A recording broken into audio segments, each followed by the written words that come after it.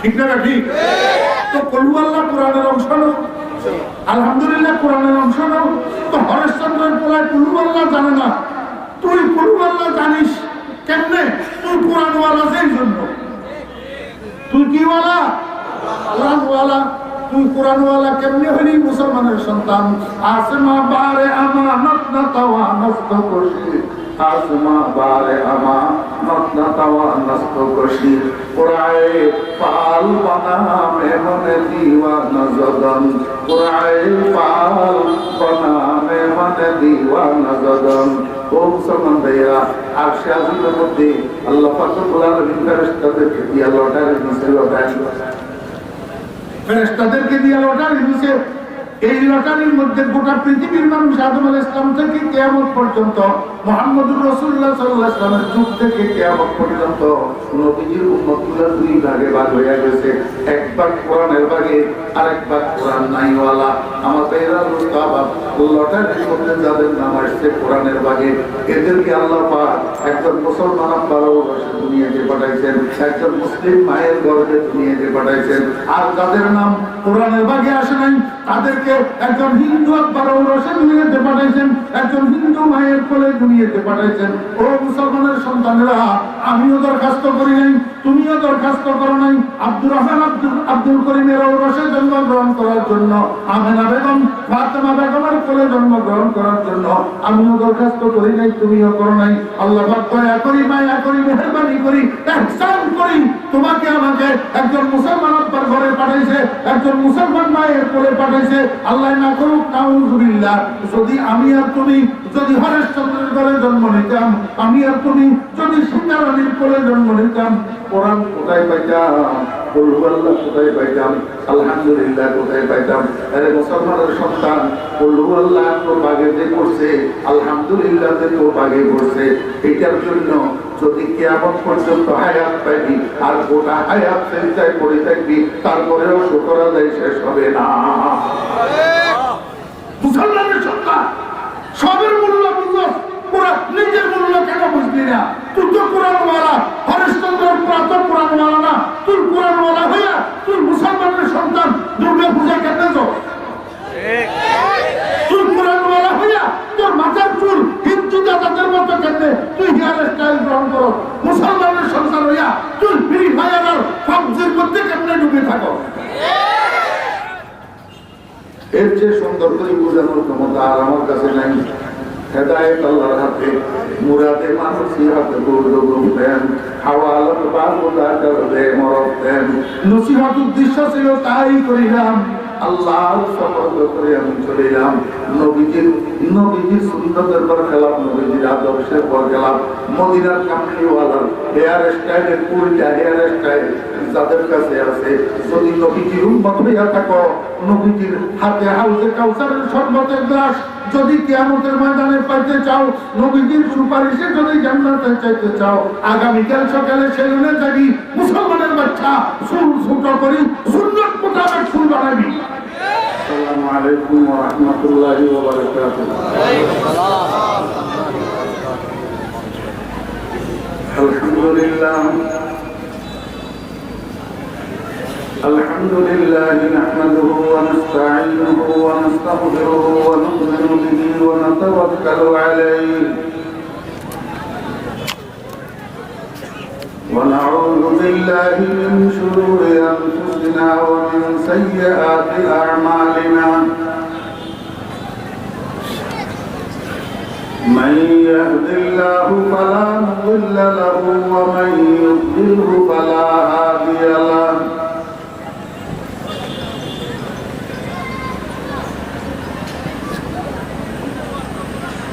ونشهد أن لا إله إلا الله لا خالق إلا الله ولا مالك إلا الله لا محيي إلا الله ولا مميت إلا الله ولا رازق إلا الله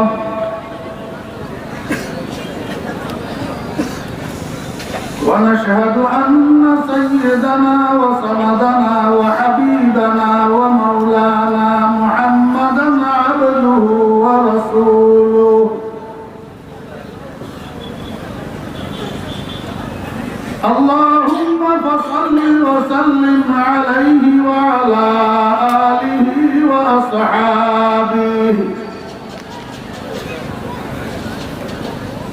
وأزواجه وذرياته وأهل بيته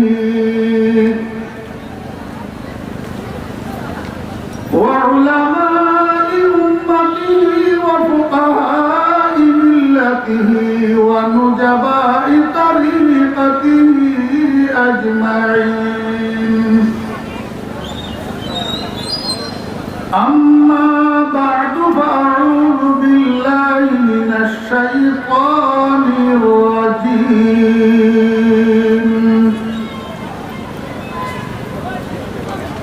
بسم الله الرحمن الرحيم.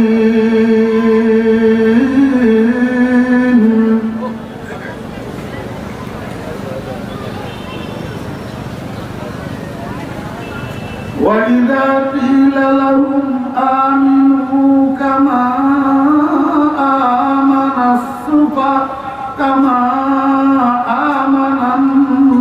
الناس قالوا أنؤمن كما آمن السفهاء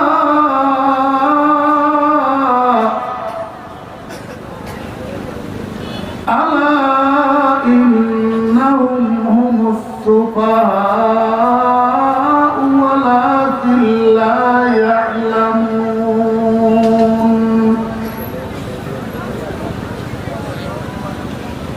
وقال سبحانه وتعالى في مقام آخر كانوا قليلا من الليل ما يهجعون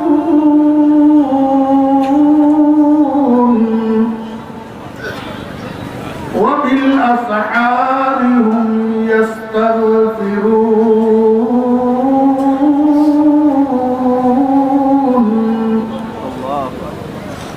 صدق الله مولانا العظيم.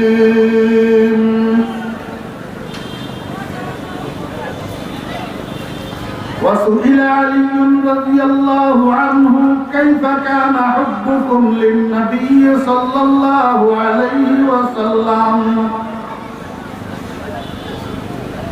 فقال علي رضي الله عنه كنا أشد الناس حبا لرسول الله صلى الله عليه وسلم من أنفسنا وأموالنا وآبائنا وأمهاتنا أو كما قال رضي الله عنه.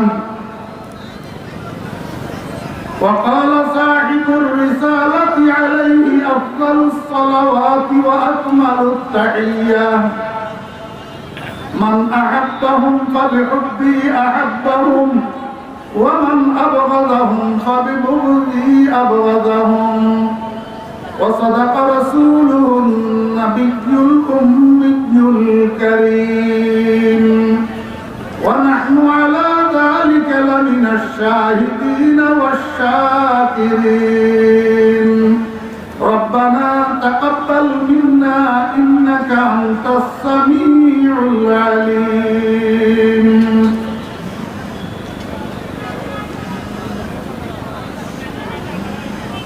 واجب الاحترام محترم المقام حضرت صدر جلسہ دامت معالیہم گرامی صدر حضرات علماء کرام সমাবেত সর্বস্তরের দিনদার মুসলমান ভাইয়েরা, আমার প্রান্তীয় যুবক তরুণ ভাইয়েরা, ছাত্র ভাইয়েরা, পর্দার আড়ালের সম্মানিতা পর্দানুষী মা ও বোনেরা, মহান আল্লাহ রাব্বুল আলামিনের অপরিসীম দয়ার ইহসান আল্লাহ রাব্বুল আলামিন আমাদেরকে আজ 13 ডিসেম্বর 2024 ইংরেজি তারিখে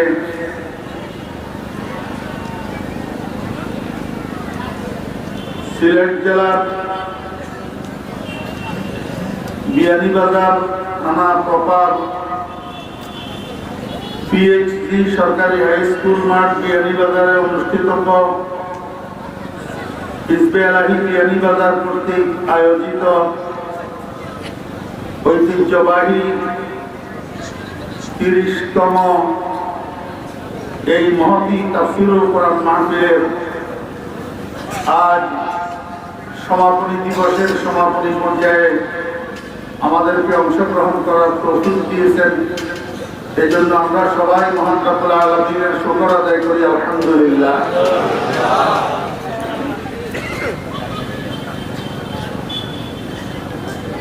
আপনারা ঘোষণায় শুনেছেন আমার আলোচ্য বিষয় মাকামে সাহাবা।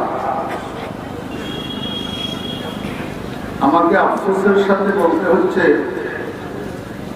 যে বর্তমান আখেরি জামানার মুসলমানের সন্তানেরা অনেকে সাহাবী কাকে বলে সেটাও জানে না।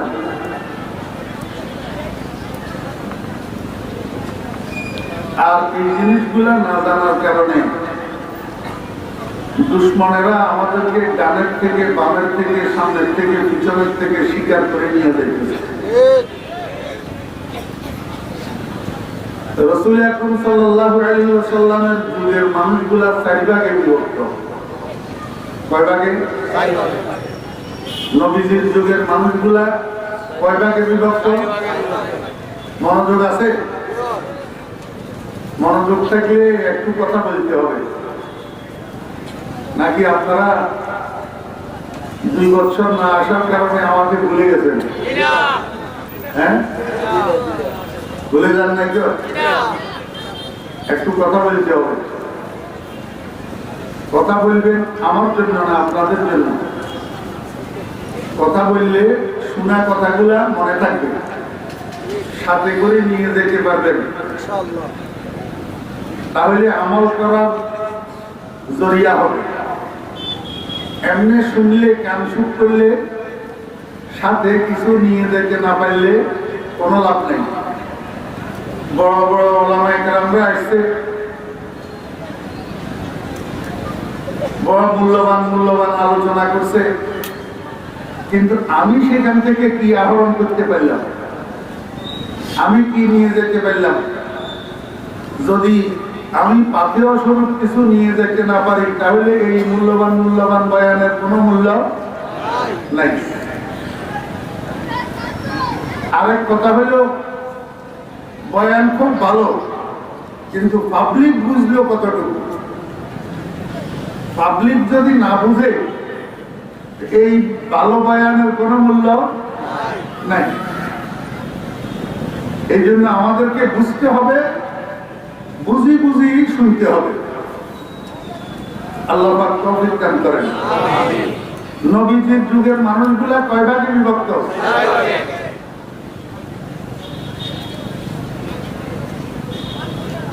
আগে তো আর আমি খেয়াল করি নাই, এখন দেখতেছি হিজবে আলাহির এই তাফসীরের বয়স 30 বছর।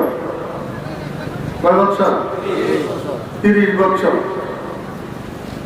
আমি অদমের এই মাহফিলে আগমনের বয়স 24 বছর।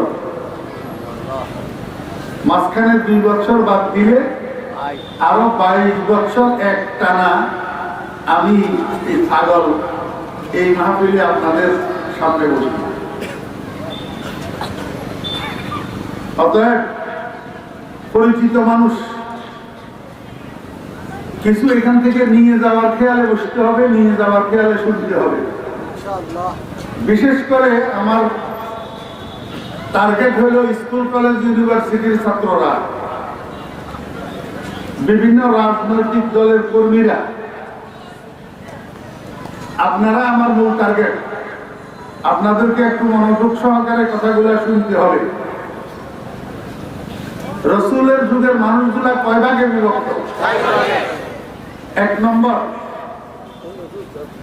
ওই সমস্ত মানুষ যারা নবীজিকে স্বচক্ষে দেখছেন এবং নবীজির হাতে হাত দিয়া কালিমা পড়ে ঈমান এনেছেন, সেই ঈমানটাকে মৃত্যু পর্যন্ত ধরে রেখে ঈমানের উপরে মৃত্যুবরণ করেছেন, ইনাদের নাম সাহাবী।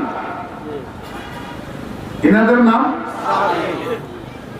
আরে যে কথাটা আমি এখন বললাম, এটা আগামীকাল সকালে অন্যদেরকে বলতে পারবেন তো? ফালইউবাল্লিগি শাহিদুল গায়বা।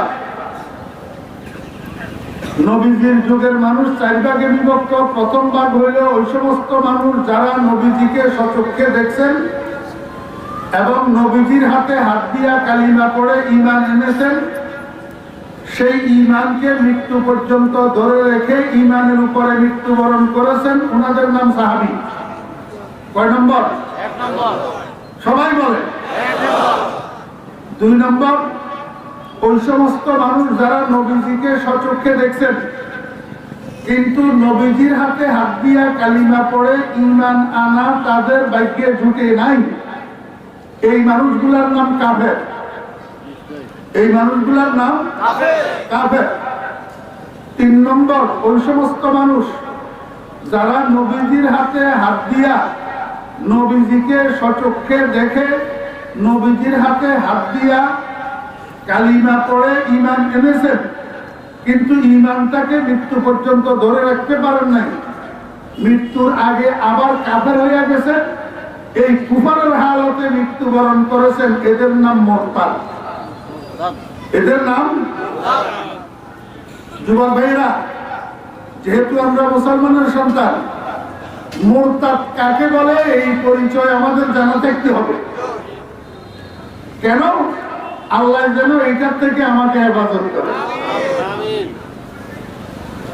ওই সমস্ত মানুষ যারা নবীজিকে সচক্ষে দেখেছেন, নবীজির হাতে হাত দিয়া কালিমা পড়ে ঈমান এনেছেন কিন্তু ঈমানটা মৃত্যু পর্যন্ত ধরে রাখতে পারে নাই, মওতের আগে আবার কাফের হয়ে গেছে, ওই কুফরের হালতে মৃত্যুবরণ করছে, এদের নাম মুরতাদ।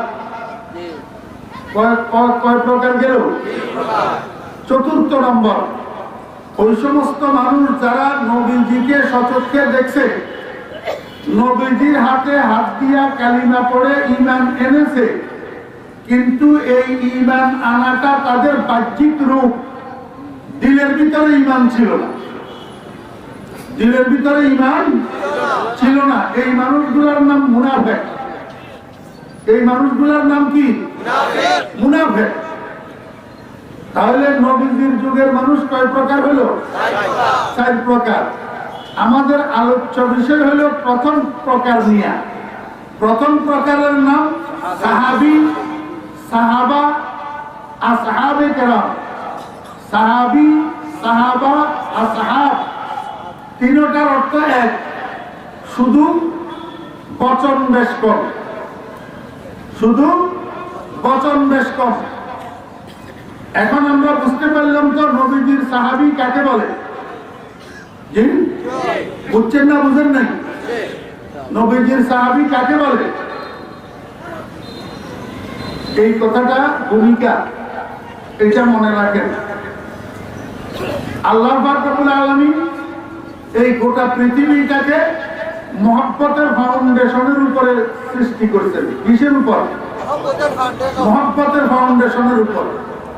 গোটা পৃথিবীটা চলছে মহব্বতের ধাতুর উপর। আপনারা মনে করেন শুধু মানুষ মানুষকে মহব্বত করে? না, জীবজন্তু পশু পাখিগুলাও তারা নিজেরা নিজেরা একজন একজনকে মহব্বত করে। আর এই কারণেই গরুর বাছুর গরুর পিছনে পিছনে দৌড়ায়, মুরগির বাচ্চা মুরগির পিছনে পিছনে দৌড়ায়। আমার ভাইরা, এই যে সাপ একটা বিষাক্ত প্রাণী, এই সাপের ডিম থেকে বাচ্চা ফুটায়, যতক্ষণ পর্যন্ত বাচ্চাগুলা স্বয়ং সম্পন্ন না হয় ততক্ষণ পর্যন্ত সাপ তার বাচ্চাগুলাকে পাহারাদারি করে। একটা কুকুর 60টা বাচ্চা দেয়, যতক্ষণ পর্যন্ত এই বাচ্চাগুলা নিজে নিজে অ্যাক্টিভ না হয় ততক্ষণ পর্যন্ত কুকুরনি মা এই বাচ্চাগুলাকে পাহারাদারি করে। আপনাদের এলাকায় পুকুর আছে? পুকুর কথা বুঝে না? পুকুর আছে? পুকুরের মধ্যে শোল মাছ আসেনি? শোল মাছ আছে। শোল মাছ চিনেন আপনারা? শোল মাছে পোনা দেয়। পোনা এক চালানে কতগুলা পোনা দেয়? 10টা, কয়েকশো পোনা দেয়। এক চালানে কয়েকশো ফোনা দেয়। আপনারা দেখবেন যতক্ষণ পর্যন্ত এই ফোনাগুলা নিজে নিজে আহার অন্বেষণকারী না হয় ততক্ষণ পর্যন্ত শোল মাছটা এই ফোনাগুলাকে পুকুরের কিনারে কিনারে লইয়া চলে। যদি কোন রকম টের পায় যে পুকুরের পাড়ে একটা বেজি আসছে মাছ ধরার জন্য, মাছ খাওয়ার জন্য, তো মা শোল মাছটা লেজ দিয়া পানির মধ্যে টুক করে একটা বাড়ি মারে, আর এই বাড়ির সাথে সাথে এই শত শত ফোনা সবগুলা পানির তলায়। ঠিক না? ঠিক। আরো বুঝে কবুতর চিনেন আপনারা? কবুতর, কবুতরের বাচ্চা ফুটায় কোথায়? বাসায়। কবুতরের বাসার মধ্যে বাচ্চা ফুটায়। আপনারা দেখবেন যতক্ষণ পর্যন্ত এই বাচ্চাগুলা উড়াল না হয়, নিজে আহার সংগ্রহকারী না হয়, তো কবুতর নিয়ে মা বাসার বাহিরে যাইয়া আহার সংগ্রহ করে, মুখের মধ্যে আহার লইয়া বাসায় ঢুকে বাচ্চার মুখের মধ্যে নিজের ঠোঁটটা ঢুকাইয়া বাচ্চারে আহার করা। বুঝে থাকলে বলুন তো কি কারণে?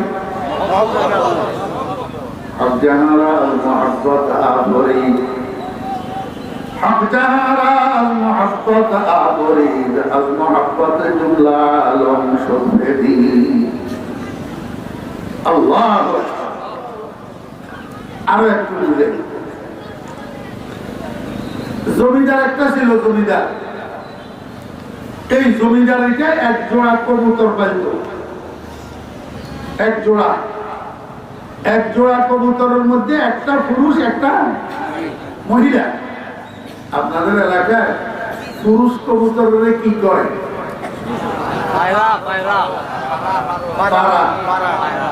আর মহিলা করে পারি। ও কাছাকাছি, শুদ্ধ বাংলায় পায়রা আর পায়রি বলে, আপনারা পায়রা আর পায়রি বলেন। তো জমিদার যে এক জোড়া কবুতর পালে, এক জোড়া কবুতরের মধ্যে একটা পায়রা আর একটা পায়রি, বুঝছেন? হঠাৎ করে একদিন জমিদারের বউটা মারা গেছে। জমিদারের বউ মারা গেছে। ঘটনাক্রমে যেই দিন জমিদারের বউ মারা গেছে ওই দিন কবুতরের বাসার মধ্যে পারি কবুতরটা মারা গেছে। কথা বুঝতেছেন? তাহলে এখানেও মারা গেল বউ, ওইখানেও মারা গেল বউ, এখানে মারা গেল জমিদারের বউ, আর ওইখানে মারা গেল পাড়া কবুতরের বউ। বুঝছেন? এবার রাত যখন হয়েছে, জমিদার রাত্রে 10টা বাজে যে শুনছে, গোটা রাত নাক ডাকিয়া ডাকিয়া ঘুমাইছে। জমিদারের ঘুম ভাঙছে রাত্রের 4টায়, অটোমেটিক বাঁকে নেই, আরেকটা আওয়াজের ধাক্কায় জমিদারের ঘুম ভাঙছে। আওয়াজটা কিসের? আওয়াজটা হলো ওই পাড়া কবুতরটা বাসার মধ্যে পারি কবুতর অর্থাৎ তার স্ত্রীকে হারাইয়া বসি বসি বাসার মধ্যে বিলাপ করতেছে। কবুতরের বাসায় বিলাপ, মানুষের মতো না। তো কবুতরের বিলাপের আওয়াজ, এটা বাসার থেকে বাইরে আওয়াজ আসতেছে না, এই আওয়াজ জমিদারের কানে লাগছে। এই আওয়াজের ধাক্কায় জমিদারের ঘুম ভাঙছে। জমিদার হঠাৎ শোয়ার থেকে উঠে বসি অনুশোচনা করতেছে, হ্যাঁ রে হ্যাঁ, আমি কি করলাম? আমি মানুষ, আমি তো আমার বউ হারাইয়া বউয়ের শোকে রাত জাগিয়া বিলাপ করতে পারলাম না। আমি তো নাক ডাকিয়া ডাকিয়া ঘুমাইতেছি, অথচ একটা পাখি, একটা কবুতর, সে তার স্ত্রীকে হারাইয়া ঘুম ভুলিয়া বসে বসে রাত জাগিয়া বউয়ের শোকে বিলাপ করতেছে। কবুতর আমার থেকে আগে চলে গেল, আমি পিছে পড়ে গেলাম। কবুতর তার স্ত্রীকে যে বেশি মহব্বত করে সেটার স্বাক্ষর রাখি গেল, আমি তো পারলাম না।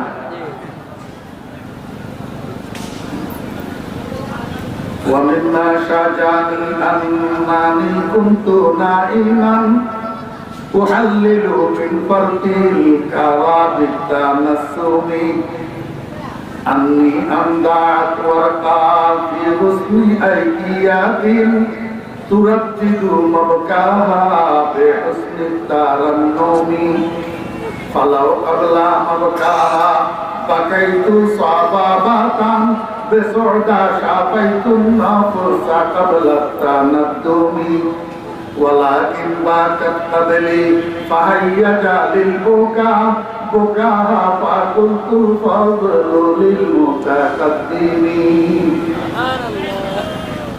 আপনাদেরকে মহব্বত বুঝাইলাম, কিন্তু আসলে আপনাদের জন্য বলি নেই। এখানে অনেক তালাবা আছে, এদেরও কিছু খোরাকের দরকার, এদের জন্য বলছি। তবে হ্যাঁ, কোন তালাবা যদি বলতে পারে যে এই শেয়ার গুলা কোন কিতাবের, আমি 100 টাকা পুরস্কার দেব।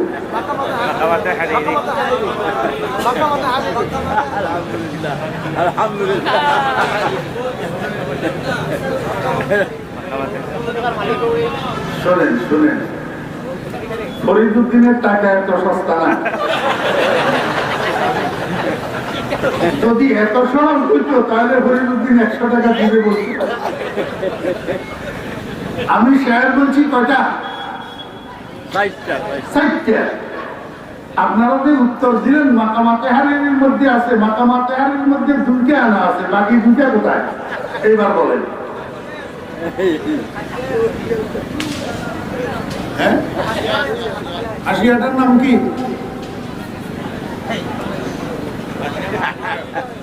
হ্যাঁ, নাম কি আসিয়া? এটা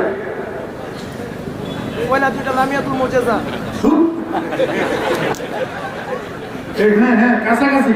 এগুলো 100 টাকা বাজে না। দাঁড়াও, এখানে দাঁড়ায় বলো, আশিয়াটার নাম কি? এলম দর্শিনা বা না দর্শিনা? তোমার কথা ঠিক, হাসিয়া আছে, শুধু হাসিয়াটার নাম বলতে পারলে 100 টাকা ভাইয়া গেলাম।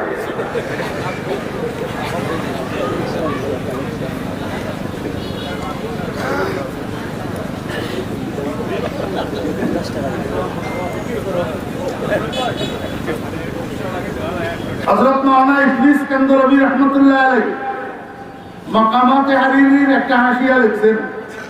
এই হাসিয়াটার নামে হাসিয়া ইদ্রিসিয়া। হাসিয়া ইদ্রিসিয়া। এই হাসিয়ার মধ্যে আদিমের একার 60টা শায়েরের মধ্যে আল্লামা হারিরি ইস্তেশাদের জন্য 2টা আনছেন, কিন্তু সেখানে একটা জমির আছে, জমিরে মুআন্নাস, ফালাউ কাবলা মক্কা হা। এই হা জমির, এটা মুআন্নাস হলো কেন, এটার মর্যাদা কোথায়, এইটা বোঝানোর জন্য হযরত মাওলানা ইদ্রিস কান্দরবী রাহমাতুল্লাহ আলাইহি উনি হাসিয়ার মধ্যে উপরের 2টা শেয়ারও নিয়ে আসছেন। সেই 2টা শেয়ারের দ্বিতীয় শেয়ারের মধ্যে ওয়ারাকাউ একটা শব্দ আছে, এটা মুআন্নাস। ওয়ারাকাউ মানে কবুতরি, ফারি কবুতর। এই মুআন্নাসের দিকে রাজি হয়েছে ফালাউ কাবলা মক্কা হা, এই জন্য জমির মুআন্নাস হয়েছে। কিন্তু আদিমদের এখানে যে কথাটা বুঝাইতে চাইছেন, সেই কথাটা আগেই আমি আপনাদেরকে বাংলায় বলে দিচ্ছি। আমার বোঝানোর উদ্দেশ্য হলো, শুধু মানুষ মানুষকে মহব্বত করে না, একটা কবুতর আর একটা কবুতরকে কি করে? মহব্বত করে। কেন? আল্লাহ পাক টোটাল সৃষ্টি জগৎটাকে মহব্বতের ফাউন্ডেশনের উপর সৃষ্টি করেছে। হক জানারা মহব্বত আফরি আজ মহব্বত জুমলা আলম সুদরি। এখন আপনাদেরকে আমার বোঝানোর বিষয়ে 100 টাকা বাবজান, তোমার কথা একেবারে পরিপূর্ণ না হলেও কাছাকাছি গেছো তো 100 টাকা থেকে 100 টাকা নিয়ে হাসিয়া পর্যন্ত মোতালা বিশ্বাস দেবে। এই জন্য আপনাকে ধন্যবাদ। আল্লাহ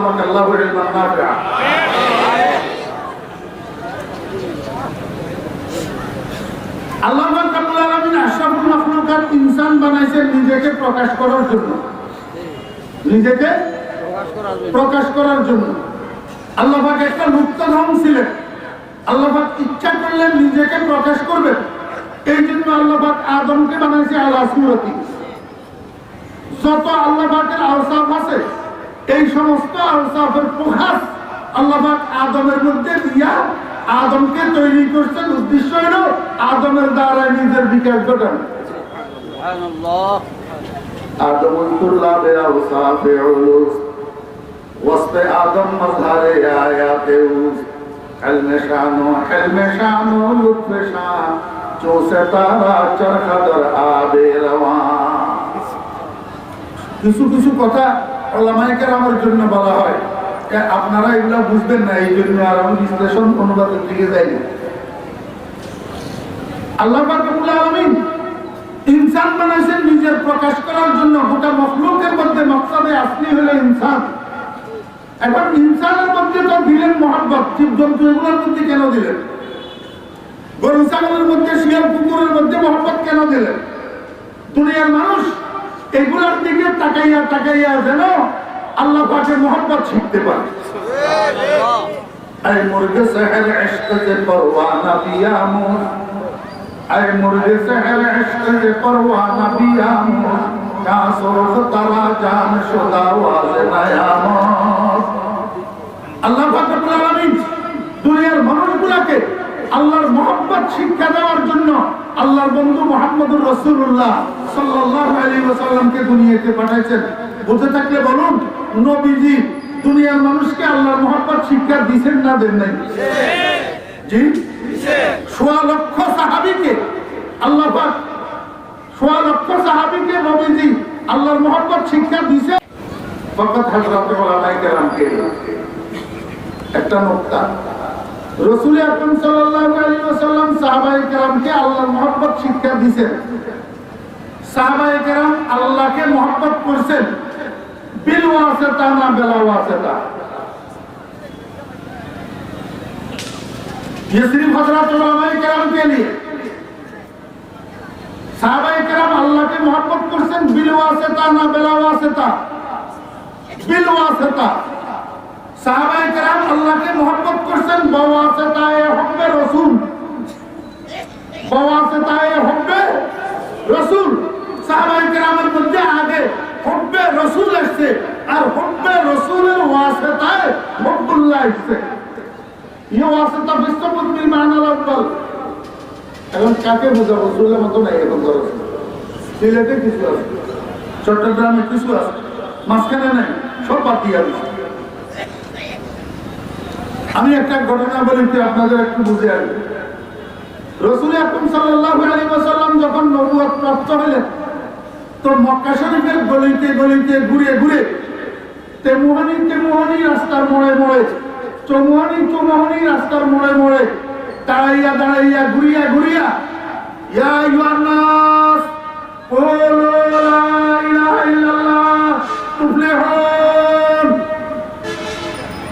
কি করে দাওয়াত দেয় কি করে দাওয়াত দেয় গলিয়ে ঘুরি তেমুহানি রাস্তার মোড়ে দাঁড়াই চৌমুহানি মোড়ে দাঁড়াই এই দাওয়াত এটা দেয় ইয়া আইয়ুহান নাস কুলু লা ইলাহা ইল্লাল্লাহ তুফলিহুন অনেক দিন পর্যন্ত দাওয়াত দিতে কোনো কাজ হয় না একটা মানুষেরও কর্ম করে একটা মানুষেরও ঈমান আনে না রাসূল আকরাম সাল্লাল্লাহু আলাইহি ওয়াসাল্লাম পেরেশান টেনশন সারাক্ষণ টেনশন ফিল করে আল্লাহ পাক আল্লাহকে বাকিরুন নাফসাকা আলা তারি বন্ধু আপনি কি এরা ঈমান না আনলে আপনি নিজেকে হারাক করে দিবেন আপনি এত পেরেশান হবেন কেন এত টেনশন করবেন কেন সময় আসলে ঈমান ঠিকই আনবে আল্লাহ হাবিব জনাব রাসূলুল্লাহ সাল্লাল্লাহু আলাইহি ওয়াসাল্লাম রাতে ঘুমের বিছানায় শুয়ে চিন্তা করে ব্যাপারটা কি এত দাওয়াত দিয়ে একটা মানুষেরও কলমা পড়ে না একটা মানুষেরও ঈমান আনে না তাহলে বোঝা গেল এই অমুমি গাছতে কাজ হবে না খুশুসি গাছ তো লাগবে অমুমি গাছ তো আর খুশুসি গাছ তো কার পরিভাষা ওই তবলিগওয়ালাদের কার তবলিগওয়ালাদের পরিভাষা অমুমি গাছ আর খুশুসি গাছ অমুমি গাছ মানে সার্বজনীন দাওয়াত আর খুশুসি গাছ মানে পার্সোনাল দাওয়াত রাসূল আকরাম সাল্লাল্লাহু আলাইহি ওয়াসাল্লাম শুইয়া সিদ্ধান্ত নিলেন আগামীকাল থেকে একটু খুশুসি গাছ করব পার্সোনাল দাওয়াত দেব কিন্তু এই পার্সোনাল দাওয়াতের জন্য সর্বপ্রথম কাকে সিলেক্ট করব সর্বপ্রথম কার কাছে যাব? নবীজির দিলের মধ্যে আসলো মক্কা শরীফের একটা সম্ভ্রান্ত পরিবার, আবু কুহাফার ছেলে আবু বকর বড় ভেরি জেন্টেল ভদ্রলোক। আগে আবু বকরের কাছে যাব, যাই আবু বকরকে দাওয়াত দেব, দেখবো আবু বকরটাকে ইমানদার বানানো যায় কিনা। আল্লাহু আকবার। নবীজি শুইয়া শুইয়া সিদ্ধান্ত নিলেন আগামীকাল সকালে আবু বকরের ঘরে যাবেন, আবু বকরকে পার্সোনালি একটু দাওয়াত দিবেন।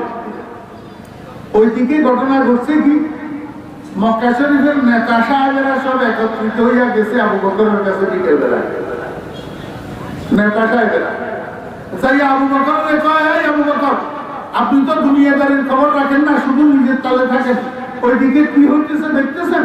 আমাদের আব্দুল্লাহর ছেলে মুহাম্মদ, এতদিন পর্যন্ত, এত বছর পর্যন্ত দেখলাম পোলাটা বড় ভদ্র, হ্যাঁ, বড় ভালো, বড় সত্যবাদী, বড় বিশ্বস্ত। এখন দেখি মধ্য বয়সে আসি, পোলা এটা কি আবুল তাবুল কথাবার্তা কতগুলা কয়, কি বলে কালিরে একটা কয়, কি বলে রব একটার কথা কয়, কি বলে আমাদের বাপদাদার ধর্ম সাইডতে কয়, আমাদের দেবদেবীর পূজা সাইডতে কয়। এইভাবে চলতে দেওয়া যায় না। আপনি একটু জাতির উদ্দেশ্যে মুহাম্মদের বিরুদ্ধে একটু বিবৃতি দেন। কাকে কয়? কারে কয়? আবু বকর। কে কয়? এই মনোযোগ নেই। মক্কা শরীফের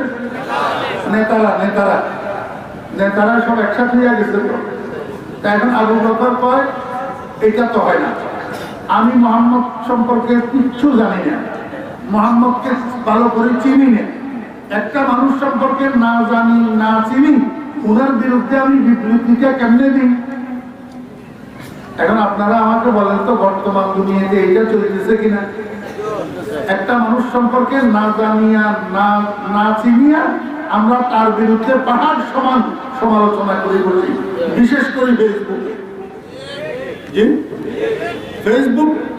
ফেসবুকটা এখন এমন এক ভান্ডার হয়েছে, এটা মিথ্যা কথার ভান্ডার, সমালোচনার ভান্ডার, অপবাদের ভান্ডার, চগলখুরির ভান্ডার। কিচ্ছু জানে না, কোনো যাচাই নাই, বাছাই নাই, কোনো তাহাকিক নাই, একজনের সম্পর্কে ফালতু কথা কতগুলো লেগে। আবু বকর ভাই, এটা তো হয় না। আপনারা এক কাজ করেন, আমাকে এক রাত সময় দেন, আমি আজকে রাত্রে মুহাম্মদের জন্য 10টা প্রশ্ন বানাবো। এই প্রশ্নগুলো নিয়ে আগামী কাল সকালে মুহাম্মদের কাছে যাব। মুহাম্মদ যদি আমার 10টা প্রশ্নের উত্তর দিতে পারে তাহলে তো ভালো, আমি মুহাম্মদকে গ্রহণ করব। আর যদি না দিতে পারে, সেইখান থেকে আসি, আমি মুহাম্মদের বিরুদ্ধে আপনাদেরকে বিবৃতি দেব। কাফেরের নেতারা এটা মানছে, ঠিক আছে, আমরা আগামীকাল আপনার কাছে আবার আসবো। আমার বেলা পরের দিন সকাল বেলায় একদিক থেকে মুহাম্মদ রাসূলুল্লাহ সাল্লাল্লাহু আলাইহি ওয়াসাল্লাম ঘর থেকে বাইরে এসে উদ্দেশ্য হলো আবু বকরের ঘরে যাওয়া। আরেক দিক থেকে আবু বকর ঘর থেকে বাইরে এসে উদ্দেশ্য হলো নবীজির ঘরে যাওয়া।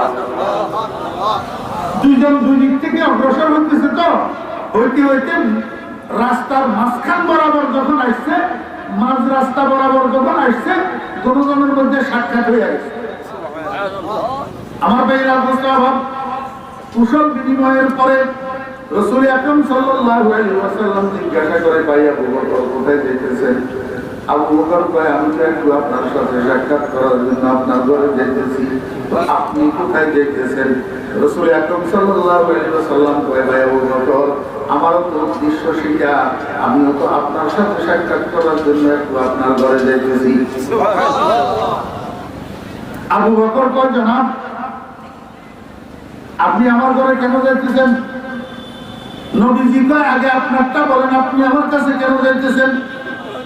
আবু বকর কয়, গতদিন বিকেল বেলায় মক্কা শরীফের সরদাররা আমার কাছে এসেছিল আপনার বিরুদ্ধে বিবৃতি দেওয়ার জন্য।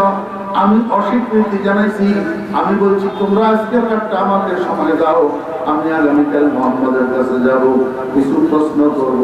যদি মুহাম্মদ আমার প্রশ্নের উত্তর দিতে না পারে, তাহলে আমি আপনাদের সামনে মুহাম্মদের বিরুদ্ধে বিবৃতি দেব।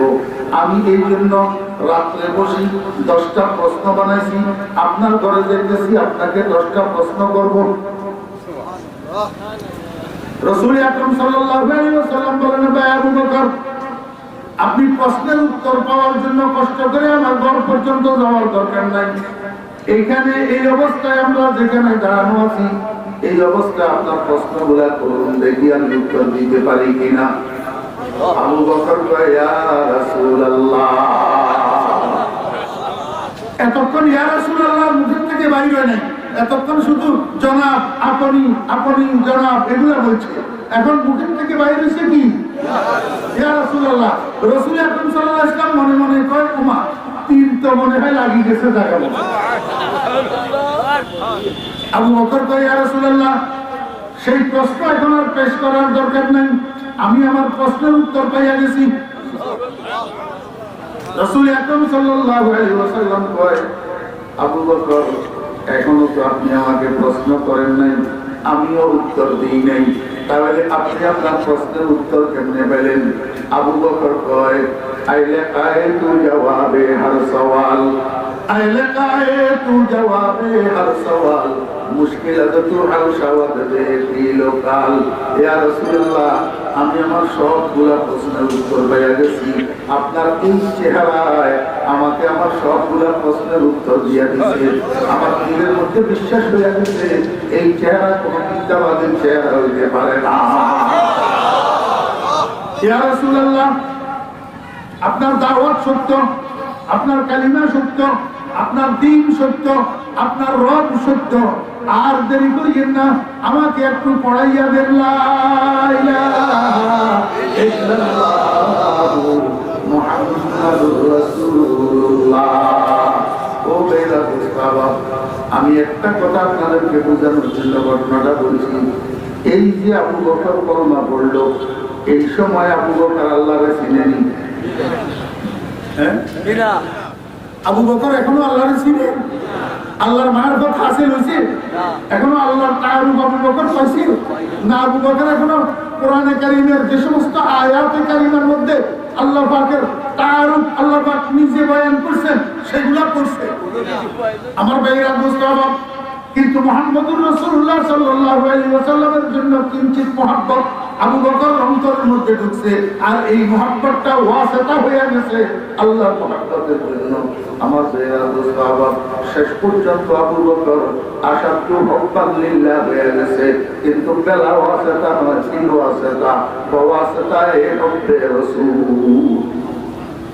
এবার বুঝে থাকলে আমাকে বলুন, সাহাবীরা রাসূল আকরাম সাল্লাল্লাহু আলাইহি ওয়াসাল্লামকে মহব্বত করতেন কিনা?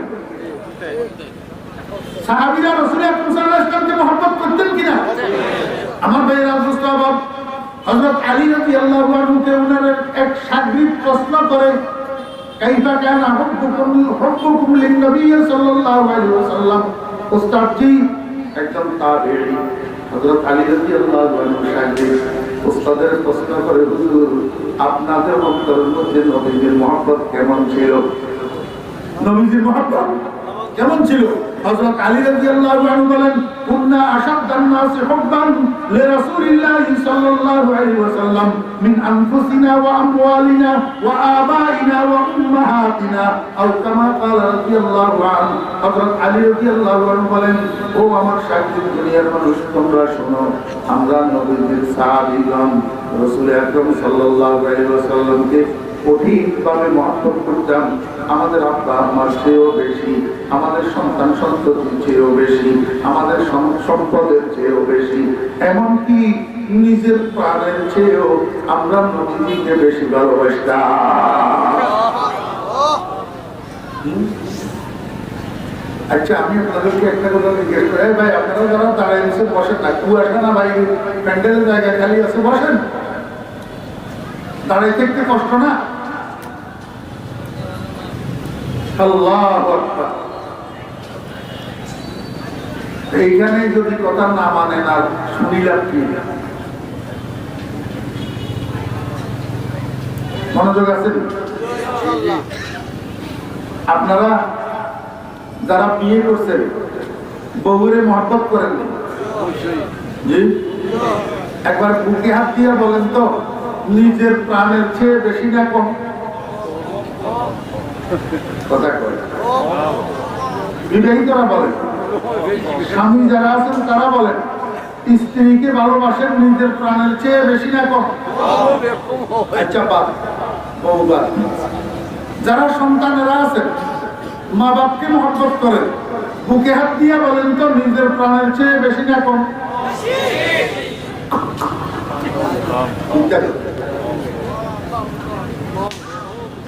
নিজের প্রাণের চেয়ে কম। আচ্ছা মা বাপ বাদ দিলাম, যেই সন্তানকে আপনারা কলিজার টুকরা বলেন, নয়নের মণি বলেন, যাদের জন্য এত কষ্ট, হারামেরে হালাল করতেছেন, হারামেরে হালাল করতেছেন, যেই সন্তানের জন্য সন্তানকে মহব্বত করেন যে এটা নিজের প্রাণের চেয়ে বেশি না কম? একজনে বলছে বেশি। আমি ওনারা একটু পরীক্ষা করব। কেমনে পরীক্ষা করবো? আমি বড় একটা ডোলা ডালা বোরকা মাথার উপরে দিয়ে আজরাইল সাজি ওনারা বাপ বেটা দুজনের সামনে যাইয়া দাঁড়াবে, দাঁড়াইয়া বলবো যে আমারে আল্লাহ পাঠাইছে, আপনারা বাপ বেটা দুজনের থেকে একজনের নিয়ে যাওয়ার জন্য কে আগে যাবেন বলেন। তখন ছেলে করবো আমার বয়স কম, আমি মাত্র আসছি দুনিয়াতে খাওয়া দাওয়ার জন্য, আমি কেন যাবো আমার আব্বা থাক। ছেলে করবো আমি তো দুদিন পরে এমনি, বাপে করবো আমি তো দুদিন পরে এমনি মারি যাবো, আমি কেন যাবো আগে আমার ছেলে থাক। আসল কথা কি জানেন? আসল কথা হলো এই দুনিয়াতে কেউ অন্য কিছুকে নিজের প্রাণের চেয়ে বেশি ভালোবাসে না। এটা সতর্কিত কথা, অকথ্য কথা। মানুষ নিজের প্রাণের চেয়ে অন্য কিছুকে বেশি ভালোবাসে না, সে যেই হোক।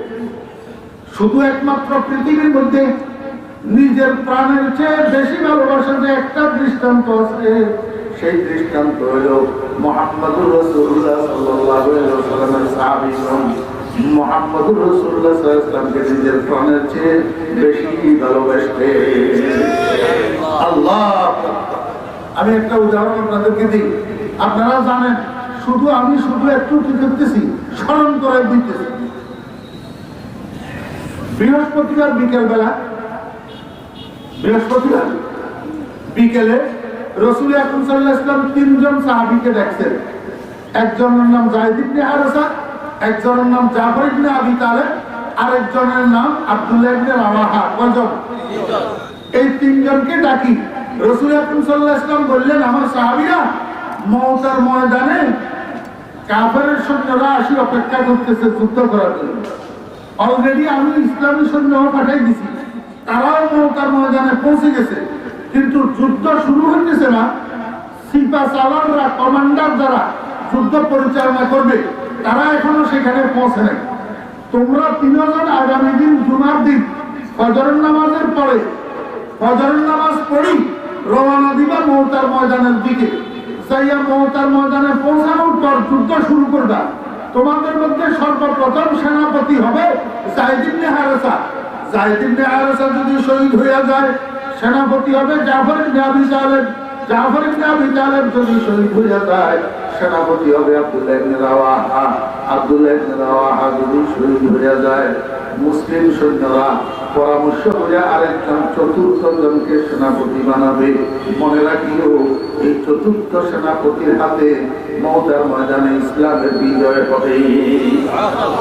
ইসলামের কি হবে? বিজয় হবে। রাসূল আকরাম সাল্লাল্লাহু আলাইহি ওয়াসাল্লাম এই কথাটা বলে চলে গেছেন। আমার ভাইয়েরা, মুস্তাহাব সাহাবীরা তিনজন সেখানে নির্বাক দাঁড়াইয়া আছে, কেউ কোনো কথা বলে না। সর্বপ্রথম কথা বললেন আব্দুল্লাহ ইবনে রাওয়াহা রাদিয়াল্লাহু আনহু।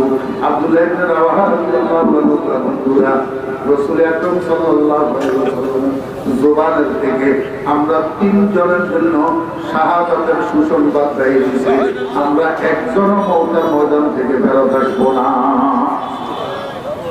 অতএব কারণে আপনারা দুজন নবীজি যেভাবে বলছে এইভাবে ফজরের নামাজ পড়ে রওনা হয়ে যাবেন।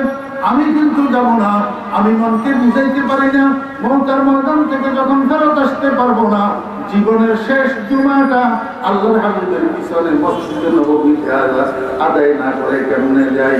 আমি আপনাদের সঙ্গে প্রতিজ্ঞা করতেছি, আমি জুমার নামাজে যাওয়ার সময় গোড়া সাথে নিয়ে যাব, মসজিদের সামনে গোড়া বেঁধে রাখবো, মসজিদ থেকে বের হইয়া আর ঘরে যাব না, সরাসরি গোড়ার দিকে সওয়ার হবো, এত দ্রুত গতিতে গোড়া চালাবো, আপনারা সকালে রওনা হইয়া সেখানে পৌঁছাবেন, প্রতিমধ্যে আমি সেখানে যাই আপনাদেরকে ধরবো।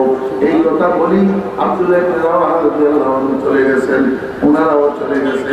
পরের দিন জুমার নামাজ, শুক্রবার, ওনারা কোনজন ফজরের নামাজ পড়ে রওনা হয়ে গেছে, কিন্তু আব্দুল্লাহ ইবনে রাওয়াহা যায় নাই। আব্দুল্লাহ ইবনে রাওয়াহা জুমার আযান যখন হয়েছে, ঘোড়াটার সাথে লইয়া আস্তে আস্তে মসজিদ নববীর দিকে গেছে, মসজিদের সামনে ঘোড়াটা বাঁধিয়ে রাখি এইবার মসজিদে ঢুকছে। আল্লাহর হাবিব জনাব রাসূলুল্লাহ সাল্লাল্লাহু আলাইহি ওয়াসাল্লাম যখন মিম্বরে উঠছেন খুতবা দেওয়ার জন্য, খুতবা শুরু করছেন, খুতবা দেওয়াকালীন নবীজি এদিক সেদিক এইভাবে তাকাইতেছেন। হঠাৎ যাইয়া নবীজির দৃষ্টি আব্দুল্লাহ ইবনে রাওয়াহার চেহারার উপরে পড়ছে। আব্দুল্লাহ ইবনে রাওয়াহাকে দেখা মাত্র নবীজি আল্লাহু আকবার লাগান্বিত হয়ে গেছেন, রাগে নবীজির চেহারা মুবারক লাল হয়ে গেছে। হাদিসের রাবী বলেন, মনে হয় যেন কেউ নবীজির চেহারার মধ্যে আনারের রস ছিটাইয়া দিছে, এমন লাল হয়ে গেছে। নামাজ শেষ হচ্ছে, আল্লাহর হাবিব আব্দুল্লাহ ইবনে রাওয়াহাকে ডাকছেন, ও আব্দুল্লাহ ইবনে রাওয়াহা, তোমার দুইজন সাথীকে দেখা দেখতেছে না? নিশ্চয় তারা আমার হুকুম মানিয়া ফজরের নামাজের পরে রওনা হয়ে গেছে, তুমি কেন গেলা না? আমার বেহরা মুস্তাফা আব্দুল্লাহ ইবনে রাওয়াহা আশিকে রাসূল নবীজির মধ্যে যখন রাগ অনুভব করছেন, আব্দুল্লাহ ইবনে রাওয়াহার ভিতরে অনুশোচনার আগুন জ্বলে উঠছে।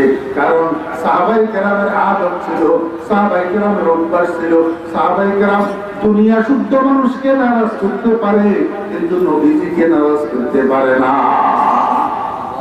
আল্লাহু আকবার। ও ভাইরা মুস্তাফা, এখন তো আমরা একটুও দ্বিধাবোধ করি না, আমি যে কাজটা করতেছি এই কাজের কারণে আমার রাসূল নারাজ হবে নি কোনো, আমার রাসূল বেজার হবে নি কোনো, এটা মুসলমানের সন্তানরা এখন চিন্তা করে না।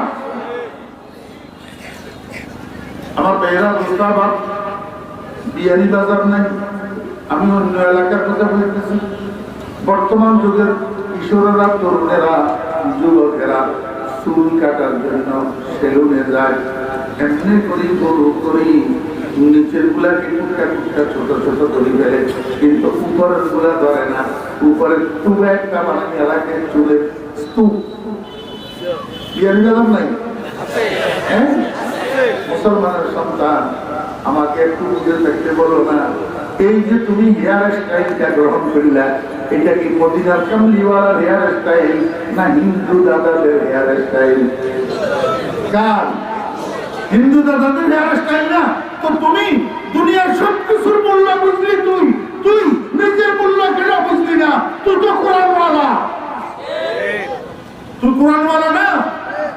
আমার বেরা মুস্তাফা, আপনারা বলবেন হুজুর আলেমেরা মাদ্রাসায় পড়ায়, উনারা কোরআনওয়ালা, আমরা কেমনে কোরআনওয়ালা হইলাম? আমি আপনাদেরকে বলবো, আপনাদের এলাকায় যদি কোনো হিন্দু থাকে, হিন্দু আছে, হিন্দু একটা হিন্দুর নাম হরেশ চন্দ্র দাস। হরেশ চন্দ্র দাস, এই হরেশ চন্দ্র দাসকে আপনি যাইয়া বলেন, এরে হরেশ, কুল হুয়াল্লাহু আহাদ, এই সূরাটা একটু আমারে মুখস্থ শোনা। বুঝে থাকলে বলুন না, হরেশ চন্দ্র দাস কুল হুয়াল্লাহু আহাদ মুখস্থ শুনাইতে পারবে কিনা? পারবে?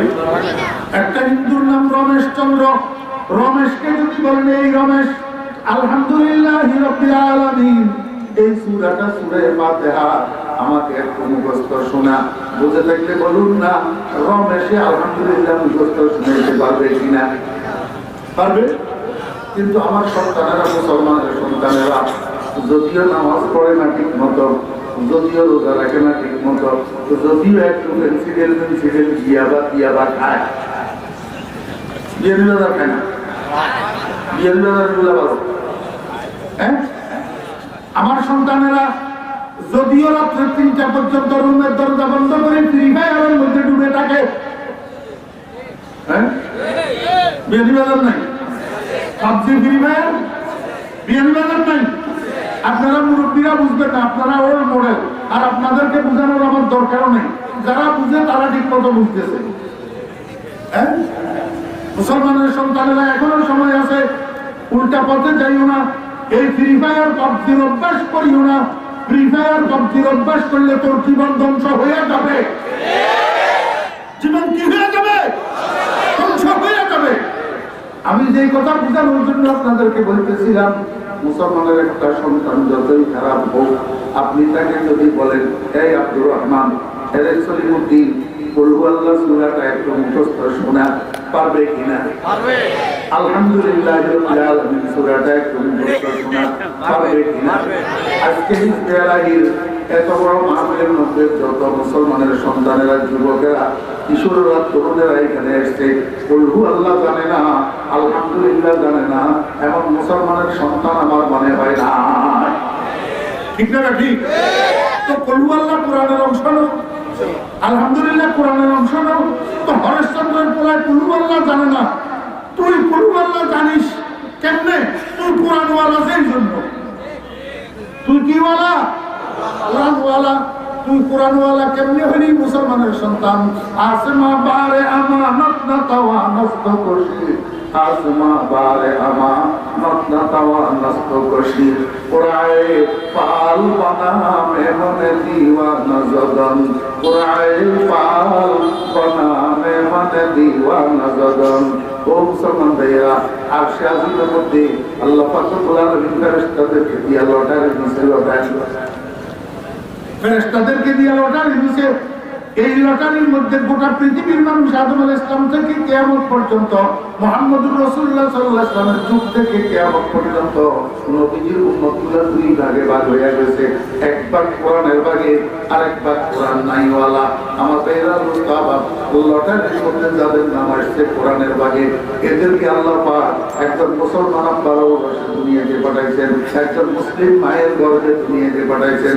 আর যাদের নাম কোরআনের ভাগে আসে নাই, তাদেরকে একজন হিন্দু আব্বার ঔরসে দুনিয়াতে পাঠাইছেন, একজন হিন্দু মায়ের কোলে দুনিয়াতে পাঠাইছেন। ও মুসলমানের সন্তানেরা, আমিও দরখাস্ত করি নাই, তুমিও দরখাস্ত করো নাই আব্দুর রহমান আব্দুল করিমের ঔরসে জন্মগ্রহণ করার জন্য, আমেনা বেগম ফাতেমা বেগমের কোলে জন্মগ্রহণ করার জন্য আমিও দরখাস্ত করি নাই, তুমিও করো নাই। আল্লাহ পাক দয়া করি, মায়া করি, মেহেরবানি করি, ইহসান করি, তোমাকে আমাকে একজন মুসলমান আব্বার ঘরে পাঠাইছে, একজন মুসলমান মায়ের কোলে পাঠাইছে।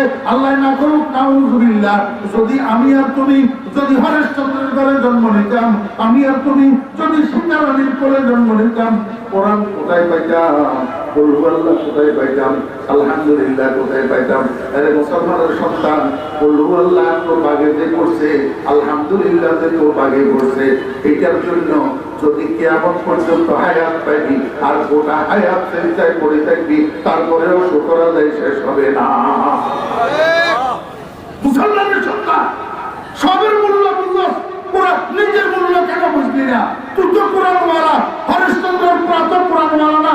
তুই কোরআনওয়ালা হইয়া তুই মুসলমানের সন্তান দুর্গা পূজা কেন যাও? তুই কোরআনওয়ালা হইয়া তোর মাথার চুল হিন্দু দাদাদের মতো কেন তুই হেয়ার স্টাইল গ্রহণ করো?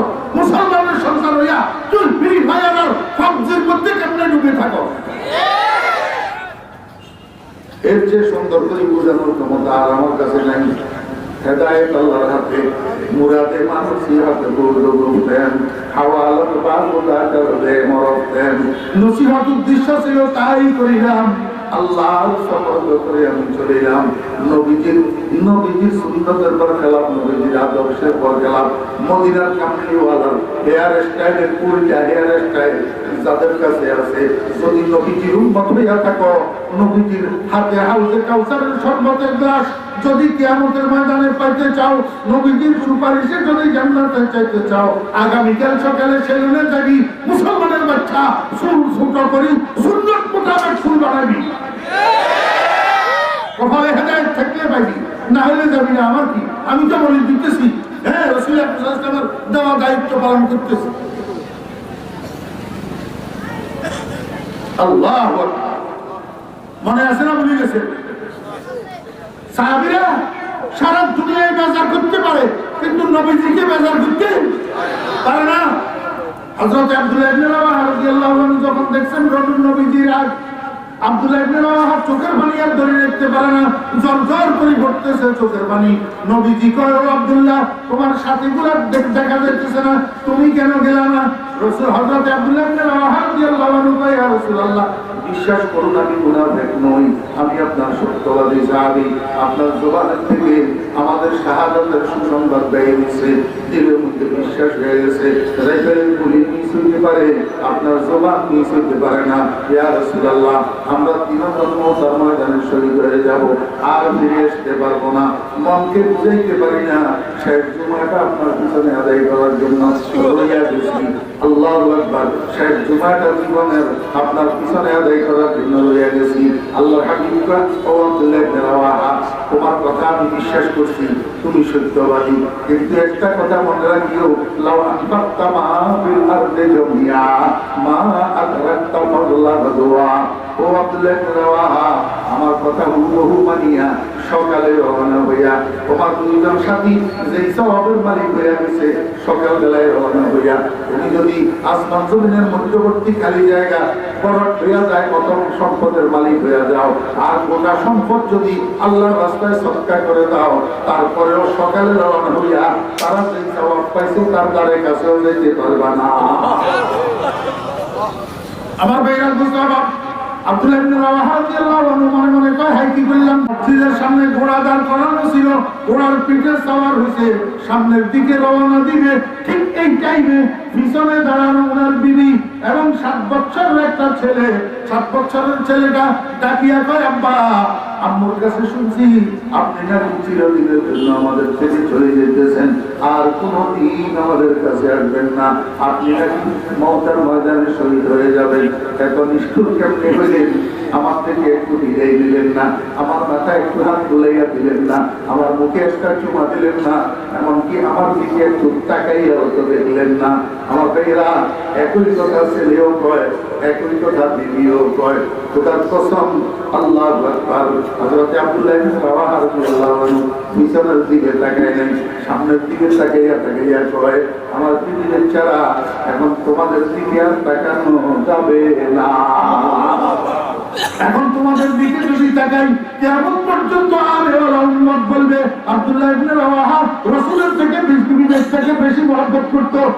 সারা দুনিয়ার মানুষ বলবে, রাসূলের থেকে বিবিদের থেকে মহব্বত বেশি করত। আমি সারা দুনিয়ার মানুষকে জানান দিতে চাই, ও দুনিয়ার মানুষেরা, তোমরা দেখো, আমরা নবীর সাহাবীগণ, আমরা পৃথিবীর থেকে এমনকি নিজের জীবনের থেকে নবীজিকে বেশি ভালোবাসি। যদি জীবনকে বেশি ভালোবাসতাম, নিশ্চিত মৃত্যু জানার পরেও মওতার ময়দানে যেতাম না। আব্দুল্লাহ ইবনে রাওয়াহা রাদিয়াল্লাহু আনহু বিবির ছাড়া তোমরা ঘরে চলে যাও, এখন তোমাদের দিকে আর তাকানো যাবে না। ইনশাআল্লাহুল আজিজ, আল্লাহ চাহে তো তোমাদের সাথে হাউজে কাউসারে দেখা হবে, এর আগে আর দেখা হবে না। আশিকে সাদেক নদী জানারা বেলা, আশিকে সাদেক নদী জানারা বেলা, মারহাবা আবার আশিকা সাদ মারহাবা। আমাদের দোস্ত বাবারা, এই কারণে আল্লাহ পাক সারা দুনিয়ার মানুষের উপর দিয়া সাহাবায়ে কেরামের দাম বাড়াইয়া দিয়েছে। সুবহানাল্লাহ। কি কারণে? সাহাবায়ে কেরামের দাম আল্লাহ পাক কি পরিমাণ বাড়াইছে, কি পরিমাণ! ও দোস্ত বাবারা, সারা দুনিয়ার ওলি আব্দুল গাউস কুতুব, সারা দুনিয়ার ওলি আব্দুল গাউস কুতুব, আব্দুল কাদের জিলানী রাহমাতুল্লাহ আলাইহি, বায়জিদ বুস্তামি রাহমাতুল্লাহ আলাইহি, শাহজালাল ইয়ামানি রাহমাতুল্লাহ আলাইহি, খাজা মুঈনুদ্দিন চিশতি রাহমাতুল্লাহ আলাইহি, জুনায়েদ বাগদাদি রাহমাতুল্লাহ আলাইহি, শিবলি নোমানী রাহমাতুল্লাহ আলাইহি, এক কথায় সারা দুনিয়ার ওলি আব্দুল গাউস কুতুবগুলোকে যদি এক পাল্লায় দেওয়া হয়, আর এক পাল্লায় হযরত আমির মুআবিয়া রাদিয়াল্লাহু আনহুর পায়ের তালু তুলে যদি উঠাইয়া দেওয়া হয়, খোদার কসম, সারা দুনিয়ার ওলি আব্দুল গাউস কুতুব মিলিয়া আমির মুআবিয়ার পায়ের তালু তুলার সমান হবে না। সদহাজারা শিবলিও সদহা জুনায়েদ, সদহাজারা শিবলিও সদহা জুনায়েদ, খাকে পায়ে মুহুরাইরা গায়ের সদর আমার ভাইয়েরা সাহাবায়ে কেরাম রাসূল আকরাম সাল্লাল্লাহু আলাইহি ওয়াসাল্লামকে কি পরিমাণ ভালোবাসতেন। এই কারণে আল্লাহ পাক রব্বুল আলামিন সাহাবায়ে কেরামের দাম এত বাড়াইয়া দিয়েছেন, এত বাড়াইয়া দিয়েছেন। মনোযোগ আছেন? জি ইনশাআল্লাহ। আপনাদের এলাকায় মাসখানিক আগে কাঁচা মরিচের কেজি কত করে ছিল? কেজি দাম বাড়ে নাই? কাঁচা মরিচের দাম দিয়ে দিল, বাড়ে না? জি কেন কেন বাড়ছে? ওই কাঁচা মরিচ মার্কেটের মধ্যে শর্ট পড়ছে। মার্কেটে মাল যেটা শর্ট পড়ে সেটার দাম বাড়ে। আমার ভাইরা বুঝতে হবে, সাহাবায়ে কেরামের দাম আল্লাহ পাকের দরবারে এত বাড়া কেন বাড়লো? আল্লাহ পাক উনাদের মর্যাদা, উনাদের সম্মান, উনাদের ফজিলত এত কেন বাড়াইয়া দিলেন? সাহাবায়ে কেরামের কাছে মার্কেট শর্ট দুইটা মাল ছিল, মার্কেট শর্ট দুইটা মাল। আমার ভাইরা বুঝতে হবে, এই দুটা মাল প্রকৃতপক্ষে মার্কেটের মধ্যে শর্ট। এই দুইটা মাল সাহাবীদের মধ্যে ছিল। এক নম্বর আল্লাহু আকবার, কানু কলিলাম মিনাল লাইলি মা ইয়াহজাউন ওয়া বিল আসহারি হুম ইস্তাগফিরুন। আল্লাহ পাক রব্বুল আলামিন করেন মানুষেরা রাতের 12টার পর থেকে ফজরের আযান পর্যন্ত এই সময়টা আমার ইবাদতের মার্কেট ঠান্ডা হইয়া থাকে।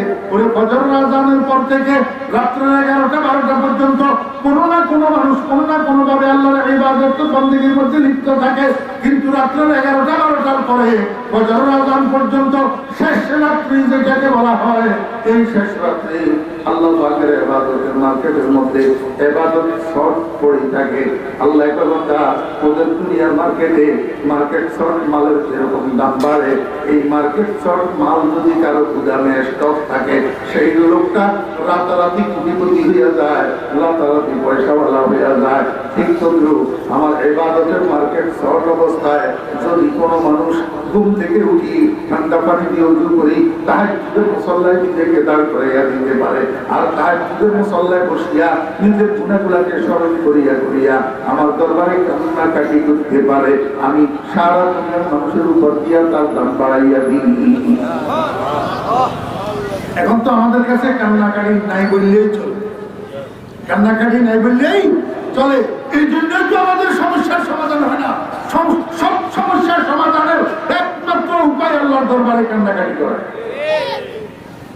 কারে তুমো কুফজারিয়ে দিলাস, কারে তুমো কুফজারিয়ে দিলাস, তো বেতাজাতু কামিয়াবি মুশকিলাস, গরফুদা কাহাত কে গফারি কুনদ, মাইলে বন্দা জানে বেজারি কুনদ। আল্লাহ মানুষ যেটার খায় খাই চায়, আল্লাহ মানুষ যেটার মহব্বত করে ভালোবাসে, আল্লাহ মানুষ যেটারে মাফ করে দিতে চায়, ওই মানুষটারই আল্লাহ পাক রব্বুল আলামিন আল্লাহর দরবারে কান্নাকাটির দিকে ধাবিত করে দেয়। এই মানুষটা হাত উঠাইলে আল্লাহর দরবারে চোখের পানি জুড়াইয়া পড়ে। আমাদের তো অবস্থা এমন যে আঙ্গুলের মাথা দিয়া 10 নম্বরের সুই একটা ঢুকাই দিলেও চোখের পানি বাইরে হয় না। সাহাবায়ে কেরাম আল্লাহ পাক রব্বুল আলামিন বলেন, আমার বন্ধুর সাহাবীগণ রাতে ঘুমাইতো কম, অল্প সময় কিছুক্ষণ ঘুমাইয়া আবার ঘুম থেকে উঠে যেত, আবার নামাজ পড়তো, আবার কিছুক্ষণ অল্প সময় ঘুমাইয়া আবার ঘুম থেকে উঠে যেত, আবার নামাজ পড়তো, আবার অল্প সময় কিছুক্ষণ ঘুমাইয়া আবার ঘুম থেকে উঠে যেত, আবার নামাজ পড়তো। ওরে শেষবার শেষ 4 রাকাত মোট 12 রাকাত তাহাজ্জুদের নামাজ শেষ করার পরে এবার নামাজের মুসল্লায় বসে বসে আমার বন্ধু সাহাবীরা জীবনের গুনাহগুলোকে স্মরণ করিয়া আমার দরবারে ইস্তেগফার করত আর কান্নাকাটি করত। আর এই মার্কেট ফুট মাল আমার বন্ধু সাহাবীদের মধ্যে থাকার কারণে আমি সারা দুনিয়ার উপর দিয়ে তাদের দাম বাড়াইয়া দিয়েছি।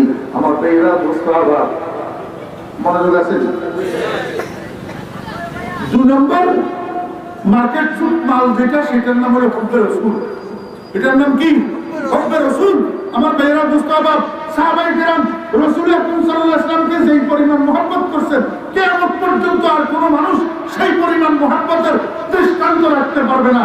এই হুব্বে রাসূলের কারণে আল্লাহ পাক সাহাবায়ে কেরামের কি বাড়াইছে।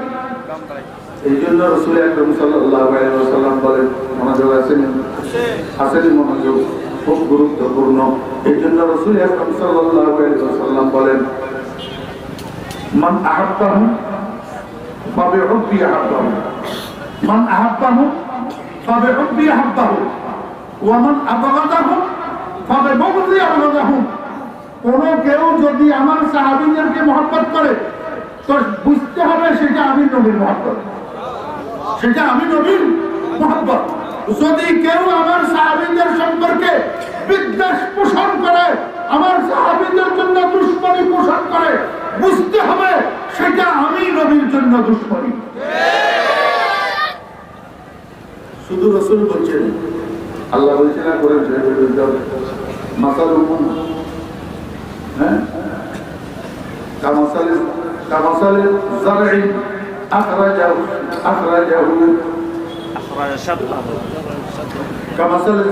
أخرج شطأه فآزره فاستغلظ فاستوى على سوقه يعجب الزراع ليغيظ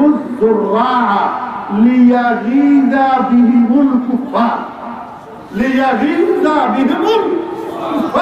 আমার ভাইরা দুষ্ট হবার আল্লাহ পাক বলেন সাহাবীদের জন্য বংশ রাখা এটা শুধুই কুফরের আলামত, শুধুই কি কুফরের আলামত। যার ঈমান মুখে বল না, যার কলমের ভিতরে কুফরের রেখা আছে, তার কলমের ভিতরে সাহাবীদের জন্য বংশ থাকতে পারে কি না থাকতে পারে, অন্যথায় নয়। আমার ভাইরা দুষ্ট হবার খবরদার খবরদার, কোন একজন সাহাবী একেবারে ১৬ লক্ষ সাহাবীর মধ্যে ছোট থেকে ছোট, বড় থেকে বড়, নিচু থেকে নিচু, উঁচু থেকে উঁচু, কোন একজন সাহাবী সম্পর্কে দিলের ভিতরে বিদ্বেষ রাখা যাবে না। কোন একজন সাহাবী সম্পর্কে মুখে অযাচিত, অশোভনীয়, অনাকাঙ্ক্ষিত শব্দ উচ্চারণ করা যাবে না। এমনকি হযরত আমিরে মুআবিয়া রাদিয়াল্লাহু আনহু সম্পর্কেও না। আজকের দুনিয়ার সারা পৃথিবীর সমস্ত নেককার, দিনদার, পরহেজগার, ঈমানদারদেরকে যদি এক পাল্লায় উঠাই দেওয়া হয়, আর হযরত আমিরে মুআবিয়া রাদিয়াল্লাহু আনহুকে যদি এক পাল্লায় উঠাই দেওয়া হয়, আমিরে মুআবিয়া তো দূরের কথা, আমিরে মুআবিয়ার একটা পশমের সমান হবে।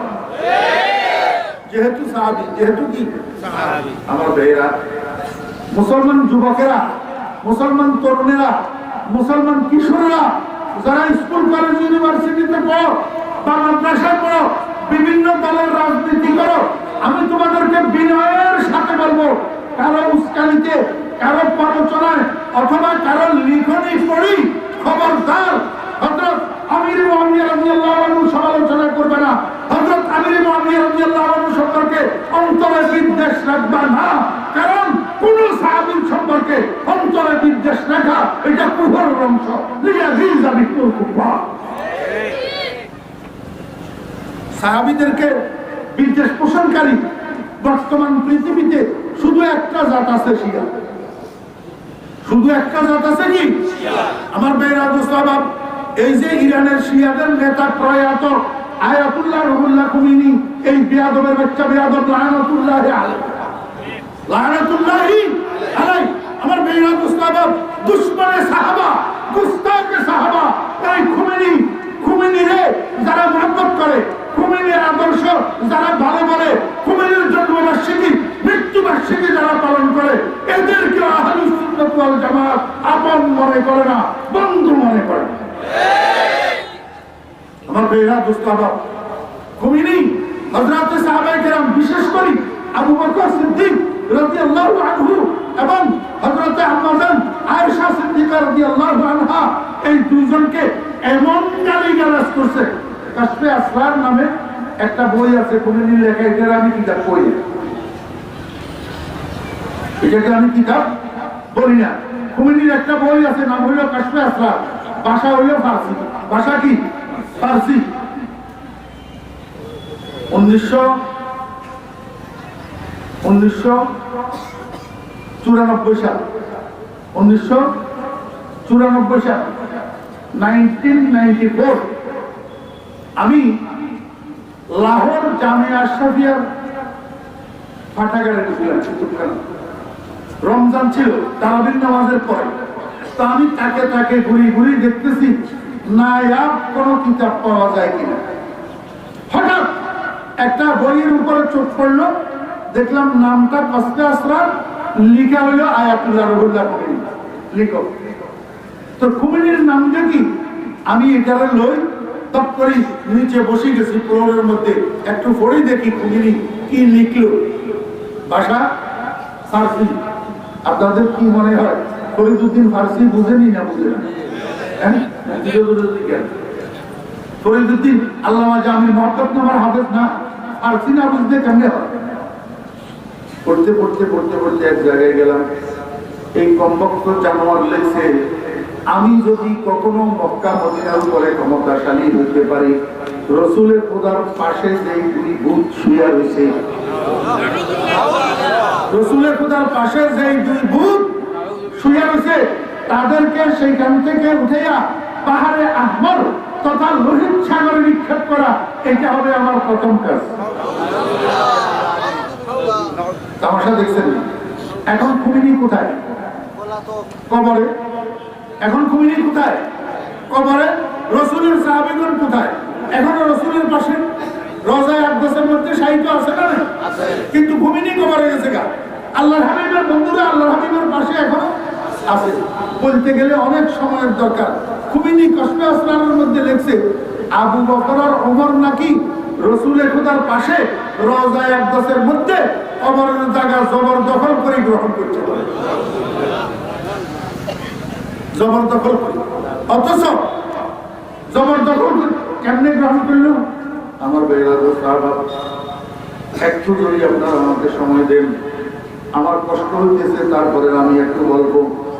হযরত আবু বকর সিদ্দিক রাদিয়াল্লাহু আনহু নবীজির ওয়াফাতের পরে খলিফা নিযুক্ত হইলেন। ইন্তেকালের 2 মাস আগে, ইন্তেকালের 2 মাস আগে হঠাৎ আবু বকর একদিন যাইয়া উঠছে আয়েশার ঘরে। কার ঘরে? আয়েশার ঘরে। আয়েশা আবু বকরের কি মেয়ে না? আয়েশা আব্বাকে জিজ্ঞেস করে, আব্বা বিনা খবরে বিনা নোটিশে হঠাৎ কি মনে করে আসলেন? এই কথার উত্তরে হযরত আবু বকর সিদ্দিক রাদিয়াল্লাহু আনহু হাও মাও করে কাঁদিয়েছে, মারে আমি তোমার কাছে একটা আরজ লইয়া আসছি। কয়, আব্বা আমি তো আপনার কন্যা, এত নরম হইয়া বলার দরকার কি? আপনি কি চান আমাকে বলুন। কয়, মা আমার মনে হইতেছে আমি আর বেশি দিন দুনিয়াতে নাই, আমি দুনিয়া থেকে চলে যাব। তবে আমি তো সারা জীবন তুমি দেখছো আল্লাহর হাবিবের ডাইনে বামে ডাইনে বামে আল্লাহর হাবিবের ডাইনে বামে কাটাইছি। এখন মরে যাওয়ার পরে তোমরা আমাকে যদি নিয়া জান্নাতুল বাকি কবরস্থানে দাফন করো, তাহলে তো আমার বরকতের হায়াতটা নবীজির পাশে শুয়ে কাটাইতে পারবো না। এই জন্য তোমার কাছে আসছি মা, আল্লাহর হাবিবের কবর তো তোমার ঘরের ভিতরে রয়েছে, এটার মালিক তো তুমি, তোমার রুমের ভিতরে রয়েছে, সেই রুমের মধ্যে আরো তো জায়গা আছে, আব্বারে একটা কবরের জায়গা ভিক্ষা দাও না। আম্মা জান আয়েশা সিদ্দিকা রাদিয়াল্লাহু আনহা কয়, আব্বা আপনি এত নরম হওয়ার কি দরকার? আপনি যদি আমার আগে মারা যান, আমার নিজস্ব ব্যবস্থাপনায় আমি আপনাকে নবীজির পাশে দাফন করার ব্যবস্থা করব। আর যদি আমি আগে মারা যাই, আমি ওসিয়ত করে যাব আপনাকে নবীজির পাশে দাফন করার জন্য। এই কথা বলার পরে আশ্বস্ত হইয়া হযরত আবু বকর সিদ্দিক রাদিয়াল্লাহু আনহু চলে গেছেন। ঠিক এই ঘটনার 2 মাস পরে আবু বকর সিদ্দিক রাদিয়াল্লাহু আনহু ইন্তেকাল করেছেন। আম্মা জান আয়েশা সিদ্দিকা রাদিয়াল্লাহু আনহা নিজের ব্যবস্থাপনায় আবু বকর সিদ্দিককে নবীজির পাশে দাফনের ব্যবস্থা করছে। আমার ভাইরা মুস্তাফা, এই যে আবু বকর ইন্তেকালের পরে এইবার খলিফা হচ্ছেন কে? ওমর। খলিফা হচ্ছেন কে? প্রায় 10 বছর প্লাস হযরত ওমর ফারুক রাদিয়াল্লাহু আনহু রাষ্ট্র পরিচালনা করছেন। ঠিক ইন্তেকালের 2 মাস আগে আবু বকরের মতো একদিন বিনা নোটিশে যাইয়া উঠছে আয়েশার ঘরে। বিনা নোটিশে পর্দার আড়াল থেকে হযরত ওমর ফারুক রাদিয়াল্লাহু আনহু আয়েশাকে সালাম দে, আয়েশা ওমরকে সালাম দে। সালাম বিনিময়ের পরে আম্মা জান আয়েশা জিজ্ঞেস করে, খলিফাতুল মুসলিমিন বিনা খবরে আমার ঘরে আসার কারণটা তো বুঝলাম না। হযরত ওমর ফারুক রাদিয়াল্লাহু আনহু কান্দে আর কয়, আম্মা জান আপনি তো জানেন জীবদ্দশায় আপনার আব্বা নবীজির ডাইনে, ওমর নবীজির বামে, আপনার আব্বা নবীজির বামে, ওমর নবীজির ডাইনে, আমরা দুজন ডাইনে বামে সারাটা জীবন নবীজির আশেপাশে তাকিয়া কাটাইছি। এখন আপনার আব্বা তো যাইয়া নবীজির পাশে শুয়ে গেছেন, আমি ওমরের কি খবর? মনে তো বুঝে না যদি আপনারা আমাকে ওই জান্নাতুল বকী গোরস্থানে নিয়ে দাফন করেন, তাহলে বরজাখের হায়াতটা তো নবীজির পাশে আর থাকতে পারলাম না। এই জন্য আপনার কাছে নবীজির পাশে একটা কবরের জায়গা ভিক্ষা চাওয়ার জন্য আসছি। আমাদের আয়েশা সিদ্দিকা রাদিয়াল্লাহু আনহা কয়, দুনিয়ার মানুষ, আমার ঘরের মধ্যে মোট 4টা কবরের জায়গা। এই 4টা কবরের জায়গার মধ্যে একটা কবর তো নবীজির হয়ে গেছে, আর একটা কবর আমার আব্বার হয়ে গেছে। আমি মনে মনে খুশি ছিলাম। আর একটা কবরের কথা নবীজি বলছেন যে একটা কবর সেখানে হযরত ঈসা আলাইহিস সালামের হবে, তাহলে 3টা কবর ফিল আপ হয়ে গেলে আর একটা কবর আমার জন্য থাকবে। আমি যেহেতু আমার ঘর, আমার কবরটা আমার স্বামীর পাশে হবে, আমি আলমে বরজাখের হায়াতের মধ্যে আমি আমার স্বামীর পাশে থাকতে পারবো। কিন্তু আল্লাহর ইচ্ছা অন্যরকম। এখন আয়েশা সিদ্দিকা রাদিয়াল্লাহু আনহা কয়, ওমরের মতো মানুষ, আল্লাহু আকবার, আশাদু ফি আমরিল্লাহি ওমর, লাউ কানা বাদি নবিয়্যান লাকানা ওমর। এমন মানুষ একটা আমার কাছে একটা জিনিস চাওয়ার জন্য আসছে, আমার কাছে শরম লাগছে, উনারা আমি খালি হাতে কেমনে ফিরে, আমি নিজের স্বার্থটা বিসর্জন দিয়া আমি ওমরকে আমার বাবার মতো আশ্বস্ত করলাম, খলিফাতুল মুসলিমিন, আপনি যদি আমার আগে মারা যান, আমি আমার নিজস্ব ব্যবস্থাপনায় আপনাকে সেখানে দাফন করার ব্যবস্থা করব। আর আমি যদি আগে মারা যাই, আমি ওসিয়ত করে যাব আপনাকে যেন সেখানে দাফন করা হয়। এই ঘটনার 2 মাস পরে হযরত ওমর ইবনে খাত্তাব রাদিয়াল্লাহু আনহু ইন্তেকাল করছেন। আয়েশা তখন জিন্দা। হযরত আয়েশা সিদ্দিকা রাদিয়াল্লাহু আনহা নিজের ব্যবস্থাপনায় ওমরকে সেখানে দাফন করার ব্যবস্থা করছেন। আম্মা জান আয়েশা কয়, ওমরকে দাফন করার পর আমি আগে এতদিন সেই ঘরের মধ্যে বেপরোয়াভাবে ঢুকি পড়তাম, আমার মাথায় কাপড় আছে কিনা, গায়ে কাপড় আছে কিনা, সেটার দিকে আমি বেশি লক্ষ্য করতাম না, কারণ একজন আমার আব্বা আর একজন আমার স্বামী। কিন্তু যেই দিন থেকে ওমরকে দাফন করছি, সেই দিন থেকে মস্তক আবৃত করা ছাড়া, মাথার তালু থেকে পায়ের তালু পর্যন্ত আবৃত করা ছাড়া, টাকা ছাড়া আমি আর সেই রুমে ঢুকি না। আল্লাহ, আমার বেহরাত মুস্তাফা, আমি আপনাদেরকে যেই কথাটা বুঝাতে চাইছি, এই কাজটা আয়েশা কেন করলো জানেন? কেন করলো? রাসূল আকরাম সাল্লাল্লাহু আলাইহি ওয়াসাল্লাম জীবদ্দশায় ভবিষ্যৎবাণী করে গেছেন, قال النبي صلى الله عليه وسلم ما من مولود إلا وفي سرته من تربة التي خلق منها حتى يدفن فيها وأنا وأبو بكر وعمر خلقنا من تربة واحدة حتى ندفن فيها।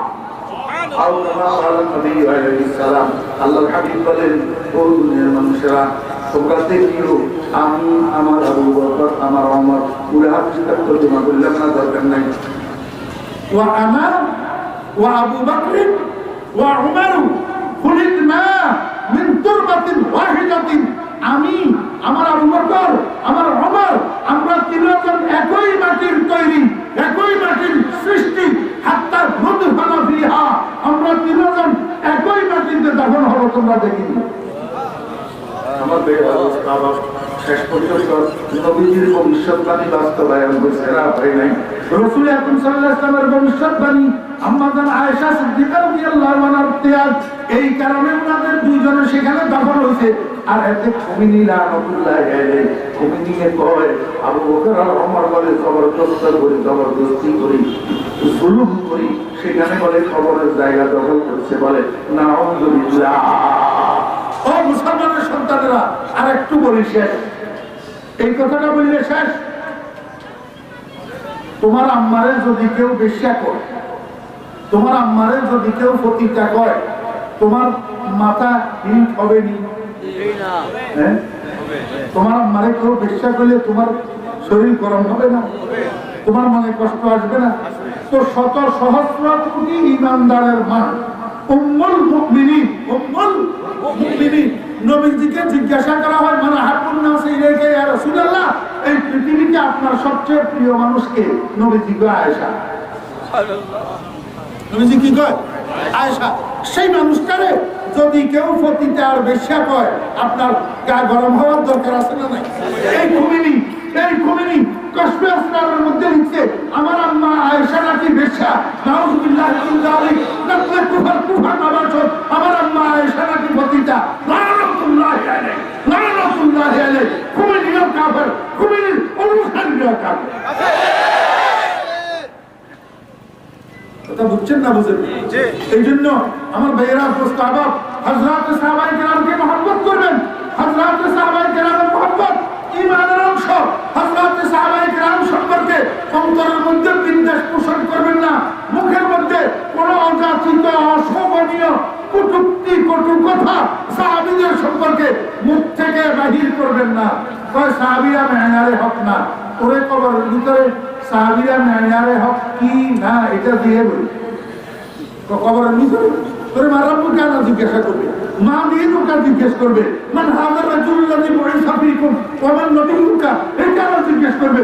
তুই সাহাবায়ে কেরাম মেয়ারে হক কি না সেটা তো দেখার দরকার কি, বুঝার দরকার কি? আর মনোযোগ আছে, সাহাবায়ে কেরাম মেয়ারে হক কিনা সেটাকে এক পাশে একটু 2 মিনিটের জন্য রাখলাম।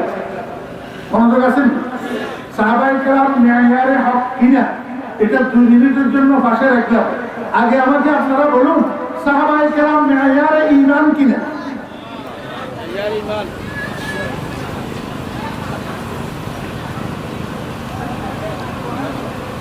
সাহাবায়ে কেরাম মেয়ারে ঈমান কিনা? জি, মেয়ার মানে কি? মেয়ার অর্থ কি? মাপকাঠি। মেয়ার অর্থ কি? মাপকাঠি। মাপকাঠি অর্থ কি? মাপকাঠি অর্থ কি? দোস্ত আপনারা এই গ্লাস বানাইছে, জগ বানাইছে, এই কাঁচের জিনিসপত্র বানাইছে, ফ্যাক্টরি দেখছেন? জি, এই যে কাপটা এটা বানাইছে একটা ফ্যাক্টরিতে। এটার একটা ডাইস আছে, ডাইস। এটার একটা কি আছে? ডাইস আছে। ডাইস যত বড় দ্রব্যতা তত বড়। ডাইস যেরকম দ্রব্যটা সেরকম। ডাইস সোজা, দ্রব্য সোজা। ডাইস বাঁকা, দ্রব্য বাঁকা। এটারে কয় আরবিতে মেয়ার। এটারে আরবিতে কি কয়? মেয়ার কয়। আমার মেয়ার মুস্তাফ সাহাবায়ে কেরাম ঈমানের মেয়ার কিনা? কোরআন শরীফের মধ্যে আল্লাহ রাব্বুল আলামিন বলেন ওয়া ইযা কিলা লাহুম আমিনু, মুনাফিকদেরকে যখন বলা হয় ও দুনিয়ার মানুষ তোমরা ঈমান আনো কামা আমানান নাস, যেমনিভাবে মানুষেরা ঈমান আনছে। মানুষ কারা? ও মেয়েরা দোস্তারা। আর নাসের উপরে আলিফ লাম, আলিফ লামে হাতে খায়। আর নাসের উপরে আলিফ লাম, আলিফ লামে হাতে খারাজি। এখানে নাস থেকে উদ্দেশ্য আসহাবু মুহাম্মাদিন সাল্লাল্লাহু আলাইহি ওয়াসাল্লাম। ও মদিনার মানুষেরা, নবীজির সাহাবীরা যেমনিভাবে ঈমান এনেছে তোমরা তেমনিভাবে ঈমান আনো।